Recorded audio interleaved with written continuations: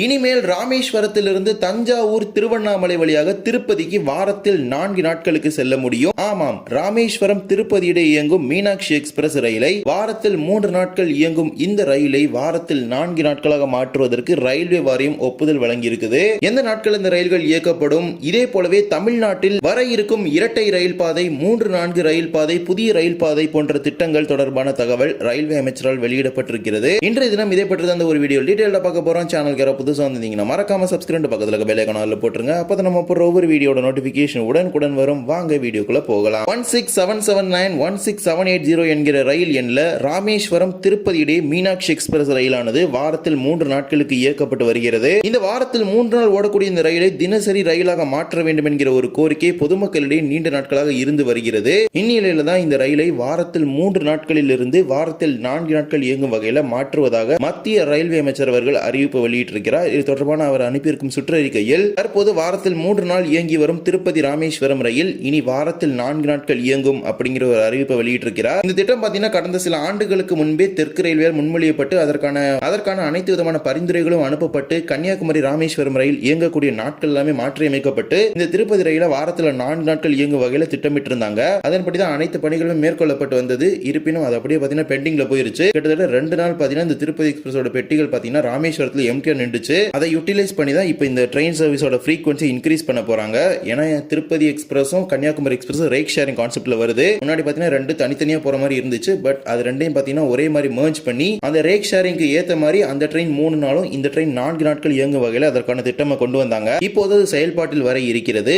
இப்போது ராமேஸ்வரத்திலிருந்து ஞாயிறு, வியாழன் மற்றும் வெள்ளிக்கிழமைகள் அந்த ரயிலானது திருப்பதி நோக்கி செல்கிறது. அதே போல மீண்டும் திருப்பதியிலிருந்து திங்கள், வெள்ளி, சனிக்கிழமைகள்ல புறப்பட்டு ராமேஸ்வரம் நோக்கி வருது. கூடுதல் சேவையாக ராமேஸ்வரத்திலிருந்து இந்த ரயிலானது இனிமேல் செவ்வாய்க்கிழமைகளில் புறப்பட இருக்கிறது. அதே போலவே திருப்பதியிலிருந்து கூடுதலாக புதன்கிழமைகளில் புறப்பட்டு ராமேஸ்வரம் நோக்கி வர இருக்கிறது. இதற்கான சோதனை ஓட்ட சேவைகள் கூட கடந்த திருவண்ணாமலை கிரிவலம் நடைபெற்ற போது 2 வாரங்களுக்கு இயக்குனாங்க. அப்பவே நம்ம குறிப்பிட்டிருப்போம் இதற்கான பரிந்துரை ஏற்கனவே ரயில்வே வாரியத்திடம் இருக்கிறது, விரைவில் ஒப்புதல் கிடைக்கும் அப்படின்னு. தற்போது அதற்கான ஒப்புதல் வழங்கி இருக்கிறாங்க.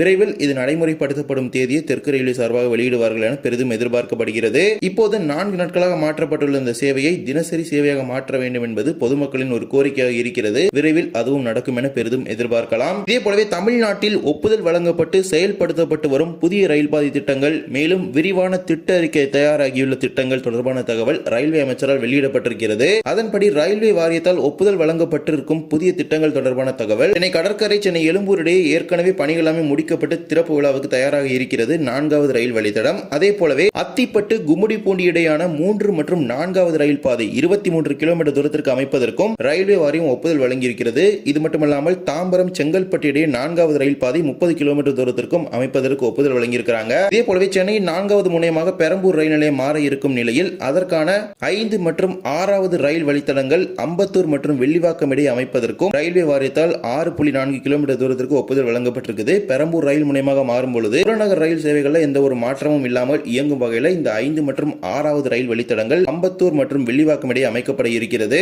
இதெல்லாமே ஏற்கனவே ரயில்வே வாரியத்தால் ஒப்புதல் வழங்கப்பட்டு காத்திருக்கும் திட்டங்களாகும். இதே போலவே சில திட்டங்களுக்கு விரிவான திட்ட அறிக்கையும் தயாராகி இருக்கிறது. குறிப்பாக இரட்டை ரயில் பாதை, 3-4 ரயில் பாதை போன்ற திட்டங்கள் இதில் இடம்பெற்றிருக்குது. சேலத்திலிருந்து கரூர் வழியாக திண்டுக்கல் வரை இரட்டை ரயில் பாதை அமைப்பதற்கான விரிவான திட்ட அறிக்கை தயாராகி இருக்கிறது. இதற்கு விரைவில் ரயில்வே வாரியம் ஒப்புதல் வழங்கப்படலாம். அதே போலவே அரக்கோணம், செங்கல்பட்டு இடையான இரட்டை ரயில் பாதை திட்டத்திற்கான விரிவான திட்ட அறிக்கையும் தயாராகி இருக்கிறது. ஆவடி, கூடுவாஞ்சேரி, ஸ்ரீபெரும்புதூர் மற்றும் ஸ்ரீபெரும்புதூர் இருங்காட்டுக்கோட்டை இடையான புதிய ரயில் பாதை திட்டம், தஞ்சாவூரிலிருந்து திருவாரூர், நாகப்பட்டினம் வழியாக காரைக்கால் வரை 106 கிலோமீட்டர் தூரத்திற்கு புதிய இரட்டை ரயில் பாதை அமைப்பது போன்ற திட்டங்களுக்கும் விரிவான திட்ட அறிக்கை தயாராகி இருக்கிறது. இது மட்டுமல்லாமல் திருச்சிராப்பள்ளி, கரூர் இடையான இரட்டை ரயில் பாதை திட்டத்திற்கும் விரிவான திட்ட அறிக்கையும் தயாராகி இருக்கிறது. இதே போலதான் கூடூர், கும்மிடிப்பூண்டி இடையான 3 மற்றும் 4வது ரயில் பாதை திட்டத்திற்கும் ரயில்வே வாரியத்தால் ஒப்புதல் வழங்க. இதே போலவே கூடூர், கும்மிடிப்பூண்டி இடையான 3 மற்றும் 4வது ரயில் பாதை அமைப்பதற்கான விரிவான திட்ட அறிக்கையும் தயாராகி இருக்கிறது. கூடுதலாக ரேணிகுண்டா, அரக்கோணம் இடையான 3 மற்றும் 4வது ரயில் பாதை அமைப்பதற்கான விரிவான திட்ட அறிக்கை